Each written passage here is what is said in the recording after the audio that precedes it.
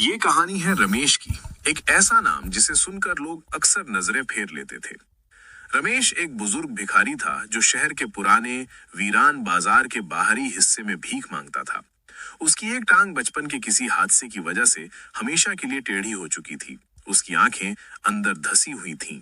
रमेश की जिंदगी का एक ही नियम था, रात को कभी भी शहर की दीवारों के अंदर नहीं सोना।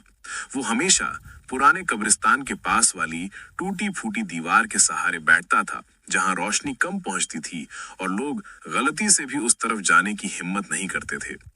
शहर वाले उस पर दया करते थे, लेकिन एक अजीब सी घृणा और डर से। वो कभी भीख मांगते वक्त हाथ नहीं जोड़ता था, वो बस देखता रहता था। उसकी नजरें सीधे आपकी आत्मा में घुसने की कोशिश करती थीं। अगर कोई उसे पैसे नहीं देता था तो वो कुछ कहता नहीं था, बस उस व्यक्ति पर एक ऐसा स्थिर घूरना डाल देता था जो उसकी पीठ में ठंडक पैदा कर देता था।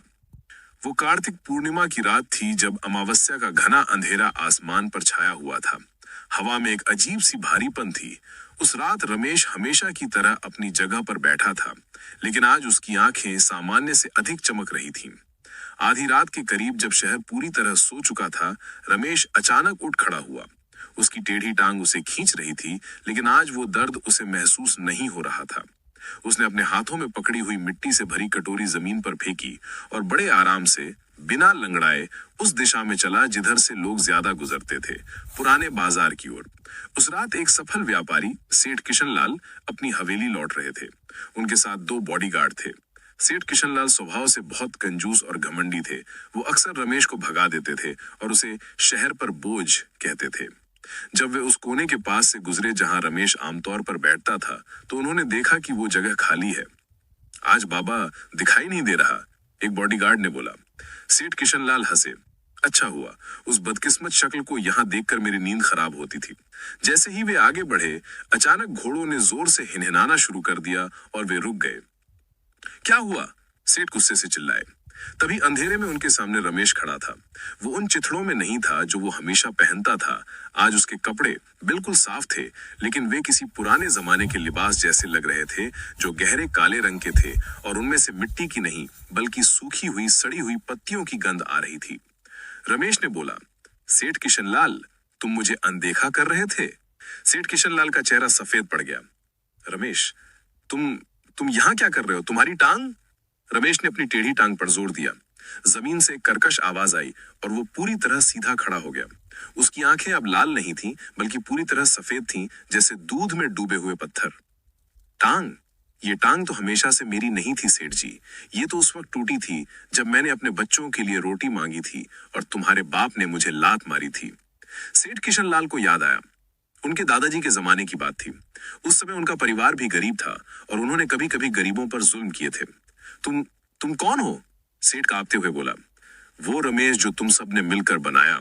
तुम सबने मुझे भीख नहीं दी, तुमने मुझे नफरत दी, तुमने मुझे यहाँ इन अंधेरी दीवारों के पास मरने को छोड़ दिया।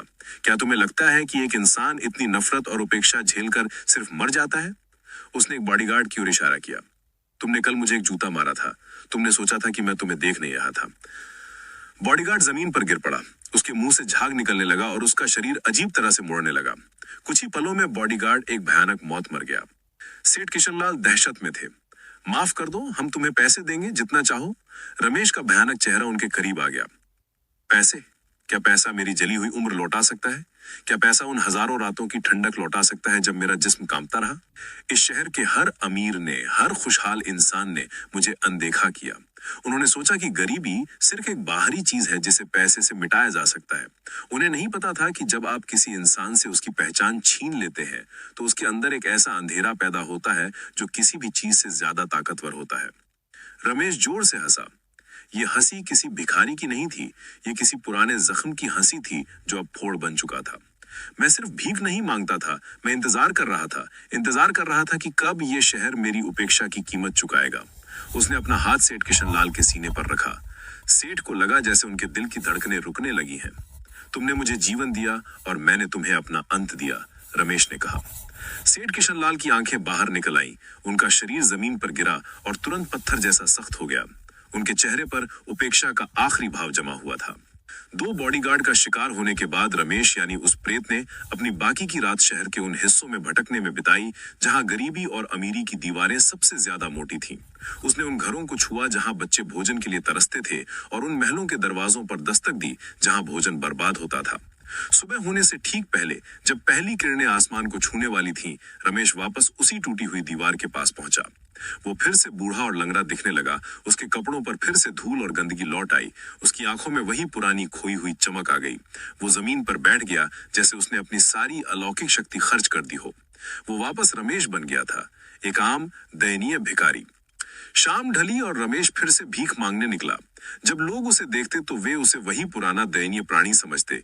वे नहीं जानते थे कि वो आदमी जिसकी टांग हमेशा लंगड़ाती है, दरअसल उस रात शहर के सबसे बड़े आदमी को जमीन पर लिटा चुका था।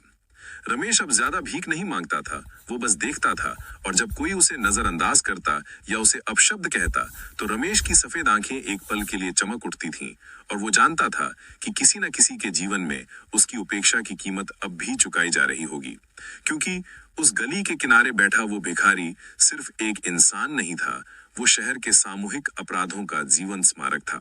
एक ऐसा भूत जिसे दुनिया ने भीख न देकर एक भयानक अस्तित्व दिया था, और वो हमेशा इंतजार करेगा अगली अमावस्या का, जब वो अपनी अलौकिक शक्ति वापस पाकर सबसे ज्यादा घमंड करने वालों को सबक सिखा सके। बेटा लाइक कर दो, शेयर कर दो, सब्सक्राइब कर दो बेटा, ओ बेटा।